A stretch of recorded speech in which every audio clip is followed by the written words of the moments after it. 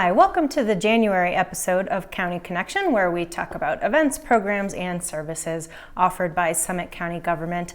It is the New Year's episode, so Happy New Year to those of you at home from us at Summit County government. We are going to kick it off here today with the crew at Summit County Resource Allocation Park, Aaron Byrne, Director, and our partners at High Country Conservation Center, Jesse Burley. Welcome. Thank you. Thank you. All right, good to have you here. Being greener could be a great New Year's resolution for any of you who are out there still searching for one to make, and who better to tell us how to do that than you guys. So you guys are ringing in the new year with a brand new recycling drop-off center in Breckenridge. Tell us what's going on with that, Aaron. Yeah, very exciting. We have a new public recycle drop-off center in the town of Breckenridge. Physical address 284 Coyne Valley Road. Okay. So that is the new... That's been drilled into your head for the past year? Yes, and we're very excited about the site. We will be making a full transition come January 26, 2016. Okay. So not too far off. All right. Our current location is on County Road 450, as most of the Breckenridge and residents on the south end of Summit County are well aware of. Sure. So due to a awesome I would say workforce project that's underway between Summit County and the town of Breckenridge, that has prompted us to move our site to the new Coyne Valley Road location. Right. So we're very excited about this facility and location. Yeah, definitely. And so for people who might not know where Coyne Valley Road is, what are some landmarks in the area there? So we are actually, 284 Coyne Valley Road is located at the intersection of Continental Court. It would be Denison Placer Road and Airport Road. So all three of those intersections on Coyne Valley Road would be the location of the new recycle drop-off center. Okay. It would be northwest of CMC. So that would be a good landmark for the facility, right across from the community gardens. Yep, as a matter of exactly. fact. So. All right, so lots of great stuff already going on there. Yes. There's a cool brewery out there too, so. Oh, exactly, yes. So drop off your recycling and then create some more. Exactly, yeah. All right, so the move is going to take place again, what was the date, January? January 26th, yep. Okay, so then on January 25th, will people be able to take their recycling to the County Road 450 site? 450 site, So it'll be open for business on the 25th? It will be open on the 25th, and we can actually make that transition all on the same day. Oh, okay. So our plan is to install containers at the site to where they can possibly commingle the recycling. And as we're transitioning containers for the source separated materials at the new Coyne Valley location, we will get that all set up, and then January 26th, we will make the move and officially be open full-time, 24 hours a day, 7 days a week. All right, so. That's awesome. So tell us a little bit about the what's actually there at the site and how it compares to the old site. I'm glad you asked that. So the new site will consist of the same recycling commodities. We will accept all the same things that we do accept at County Road 450, except for two things. Starting January 1st, and take note folks, this is a very important message, we will no longer be accepting waste oil or antifreeze at our public drop-off centers. So this is a new change for Summit County residents. For our operation, over the years we've accepted all those liquids, and we, due to hauling restrictions and regulations, we no longer can haul those materials in the volumes that we receive them in.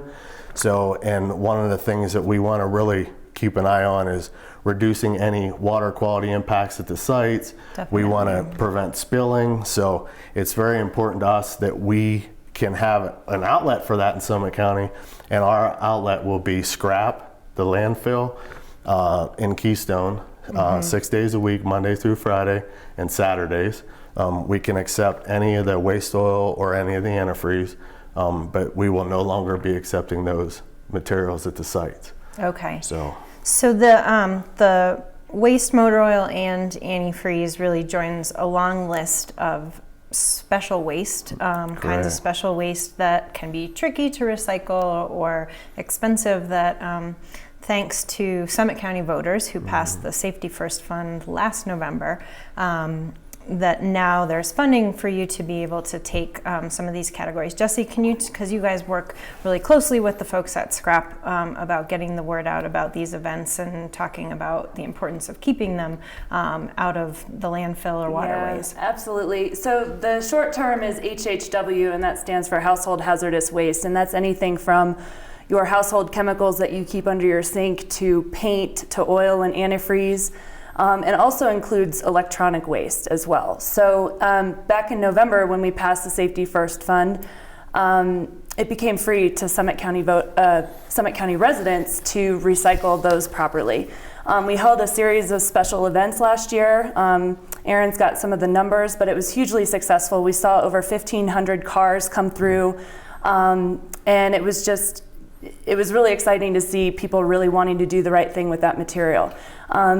Besides those special events, the next one, which will be Town Cleanup Day 2016 in May, the Scrap will take that material all week long and also open on Saturdays. So until noon on Saturday, you can still continue to take that material. You don't need to be at a special event for that. Yeah, that's great. And what a great convenience too for folks who kind of work that Monday through Friday 9 to 5 type of a schedule to be able to go in there on a Saturday morning and get rid of that old clunker of a TV or or some of this waste oil or some of the other categories of special waste. One of the things that we do ask for the residents of Summit County, if there's any property management companies or larger companies that have larger volumes, we would just ask that they would call ahead of time to schedule some drop off. Okay. So we're able to accommodate, have more staff available, and we've received up to some larger volumes come in, and it's nice to have a little heads up on that. So, right, okay. Because you guys are kind of transporting those down to processing centers and things in the Front Range. Front Range, yep. All right. So shifting back to the free drop-off center. So in addition to the one in Breck, which is going to be moved over to Coyne Valley Road, we've got other drop-off centers throughout the county. Remind folks where those are. So we currently have the drop-off center in Frisco. It would be south of the State Police Barracks at the County Commons area. Our new location on 284 Coyne Valley Road. We also have a recycling public drop-off that Waste Management currently runs down in Silverthorne. And I believe that's Bryan Avenue. I think so, yeah. Bryan Avenue. And then we also have the town of Dillon has a public drop-off center as well. So lots of options there wherever you're working or visiting or living in the county. And there's one type of waste that really, if you're bringing it to the drop-off center, it's really the best place to do it in terms of maximizing the environmental benefit, and that is glass. And Jesse, can you talk a little bit about the bottle-to-bottle program and why bringing your glass to the drop-off centers is the best option? Absolutely. So recycling became more convenient for residents when we went to the curbside or single stream. But what we didn't really know was when glass got into that material and the single stream material was then baled at the facility, was that the glass was breaking and contaminating all of the other recyclables. And when that happens, it doesn't just mean we can take the glass out, it means the whole thing is contaminated. So in an effort to clean that up and to make sure that our glass is being recycled bottle to bottle, we have a new program which started in 2015 asking residents to separate their glass from their curbside recycling and to take glass to the drop centers.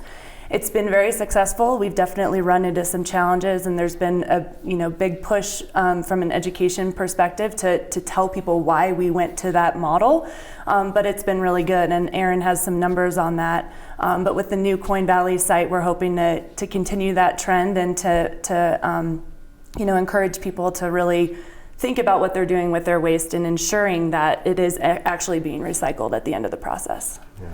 Right, and then Aaron, you've also said that when you're baling that glass and it does break, it can cause a lot of wear and tear on equipment as well. A lot of wear and tear on the equipment. Like Jesse said, the devaluing of all the commodities that's in that bin.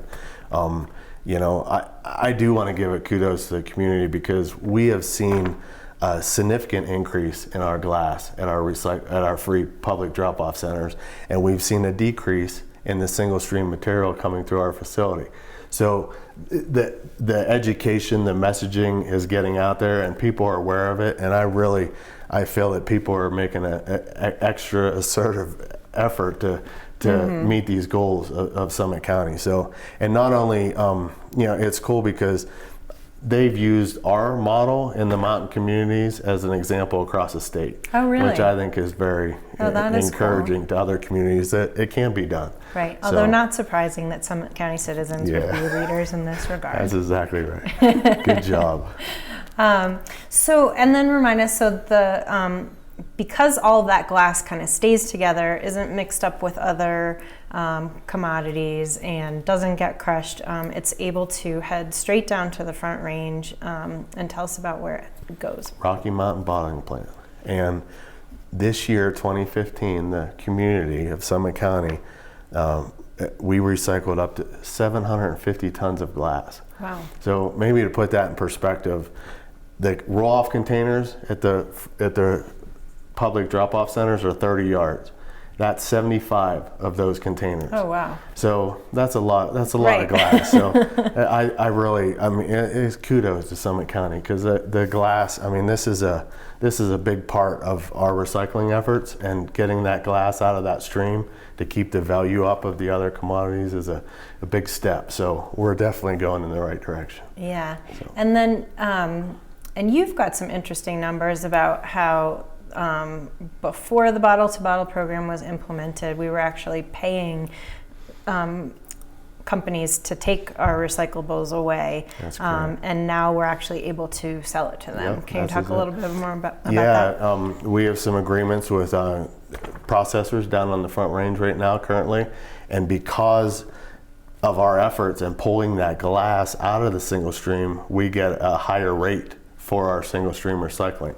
So that has been reflected in the commodities, the CPI, and to be able to look at that and be able to say that our glass is down, the residual is down in that overall pricing, which is helping our baseline your cost price. Efficiency is at the exactly. Scrap. Yep. And the big thing for us that we've noticed is our operational, the equipment wear and tear has been put off longer because the glass is decreasing throughout the process.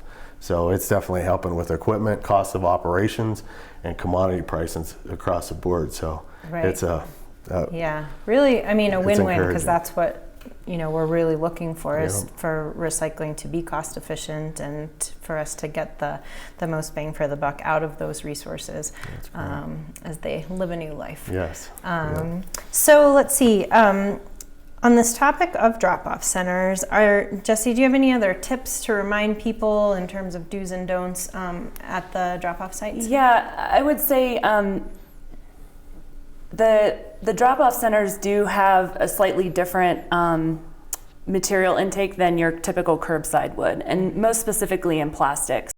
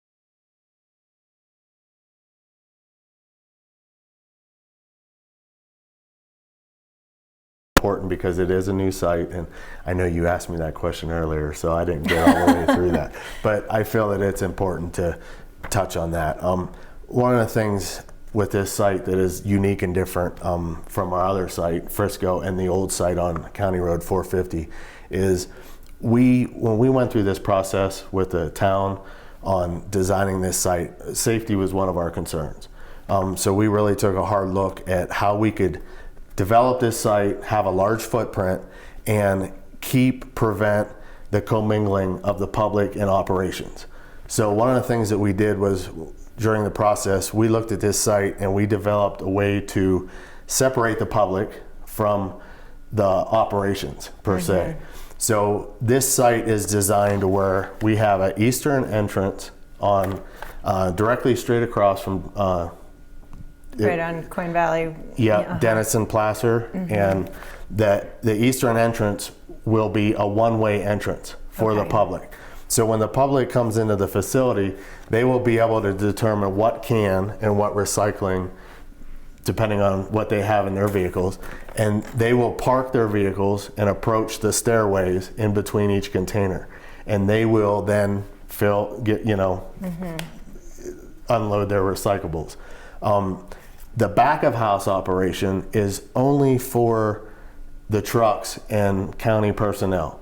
And the reason for that is just when the trucks are hooking the container, we're not concerned about the commingling of people walking the containers and like it has been over the years. So we would just ask that the public would stay on the southern side of the containers, and then we plan on in the spring, we ran out a little time building the site, the snow, the white stuff started to fall, so we're not 100% complete and finished with the site, but we were looking at some gates and some fencing to more establish, better define that operations area. Yep. So we just ask people that follow the one-way traffic, pull in the eastern entrance, drop off their recycling. We hope they had a pleasant visit, and exit through the western exit and on Airport and Coyne Valley intersection, and it should be a pretty simple flow, and I think people will like it. So anyways, we hope it works. Great. Well, you guys have put in a lot of thought and hard work into it, so this will be an exciting upgrade. Yeah, lots of support from the county, the BOCC, and town of Breck, so we're excited. Looking forward to it. Definitely. And Jesse, how can folks get in touch with you guys and all the great information that you provide on ways to be sustainable here in Summit County? Yeah, so our website is full of information, highcountryconservation.org. And we also run a recycling hotline Monday through Friday, 9 to 5. So if you have any recycling questions, I know it can be kind of confusing, but we're here to help. And so you can reach us at 970-668-5703. All right. Thanks so much, Jesse and Aaron. Happy New Year. Thank you. Happy New Year. All right. And stick with us. We're going to take a quick break. And when we come back, we're going to be talking about some developments on the workforce housing front.